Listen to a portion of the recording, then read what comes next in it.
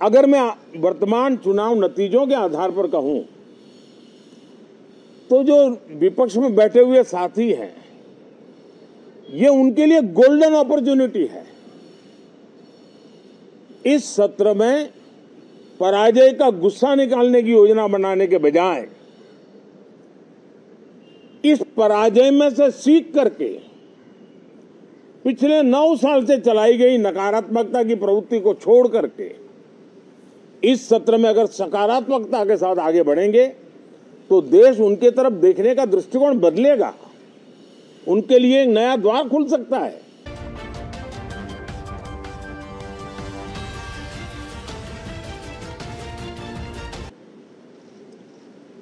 मैं लगातार सत्र के प्रारंभ में विपक्ष के साथियों के साथ हमारा विचार विमर्श होता है, हमारी मेन टीम उनसे चर्चा करती है। मिलकर के भी सबके सहयोग के लिए हम हमेशा प्रार्थना करते हैं, आग्रह करते हैं। इस बार भी इस प्रकार की सारी प्रक्रियाएं कर ली गई हैं और आपके माध्यम से भी मैं सार्वजनिक रूप से हमेशा हमारे सभी सांसदों से आग्रह करता हूं,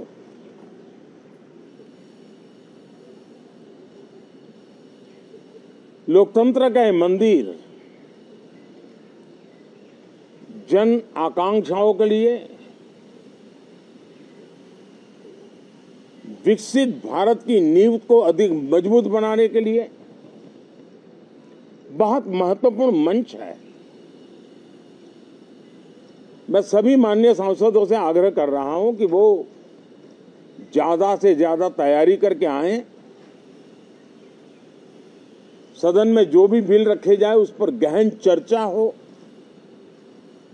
उत्तम से उत्तम सुझाव आए और उन सुझावों के द्वारा, क्योंकि जब एक सांसद सुझाव देता है तो जमीनी अनुभव का उसमें बहुत ही उत्तम तत्व होता है, लेकिन अगर चर्चा ही नहीं होती है तो देश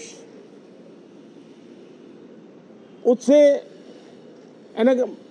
मिस करता है उन चीजों को।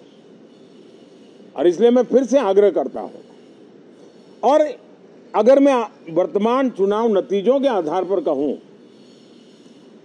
तो जो विपक्ष में बैठे हुए साथी हैं, ये उनके लिए गोल्डन अपॉर्चुनिटी है।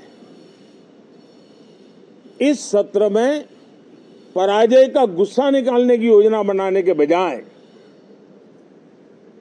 इस पराजय में से सीख करके पिछले 9 साल से चलाई गई नकारात्मकता की प्रवृत्ति को छोड़ करके इस सत्र में अगर सकारात्मकता के साथ आगे बढ़ेंगे तो देश उनके तरफ देखने का दृष्टिकोण बदलेगा, उनके लिए एक नया द्वार खुल सकता है।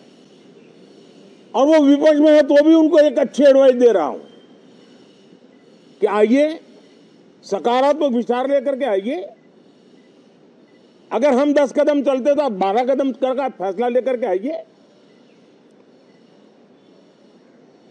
हर किसी का भविष्य उज्जवल है, निराश होने की जरूरत नहीं है, लेकिन कृपा करके बाहर के पराजय का गुस्सा सदन में मत उतारना। हताशा, निराशा होगी, आपके साथियों को आपका दम दिखाने के लिए कुछ न कुछ करना भी पड़ेगा, लेकिन कम से कम लोकतंत्र के इस मंदिर को वो मंच मत बनाइए। और अभी भी मैं कहता हूं, मैं मेरे लंबे अनुभव के आधार पर कहता हूं कि थोड़ा सा अपना रुख बदलिए, विरोध के विरोध का तरीका छोड़िए, देश हित में सकारात्मक चीजों का साथ दीजिए, अच्छी उसमें जो कमियां हो उसकी डिबेट कीजिए। आप देखिए, देश के मन में आज जो ऐसी कुछ बातों पर नफरत पैदा हो रही है, हो सकता है वो मोहब्बत में बदल जाए। तो मौका है, ये मौका जाने मत दीजिए। और इसलिए हर बार मैं करबद्ध प्रार्थना करता रहा हूं कि सदन में सहयोग दीजिए। आज मैं राजनीतिक दृष्टिकोण से भी कहना चाहता हूं कि आपका भी भला इसमें है कि आप देश को सकारात्मकता का संदेश दें। आपकी छवि नफरत की और नकारात्मकता की बने, वो लोकतंत्र के लिए अच्छा नहीं है। लोकतंत्र में विपक्ष भी इतना ही महत्वपूर्ण है, उतना ही मूल्यवान है और उतना ही सामर्थ्यवान भी होना चाहिए। और लोकतंत्र की भलाई के लिए मैं फिर से एक बार अपनी ये भावना को प्रकट करता हूं।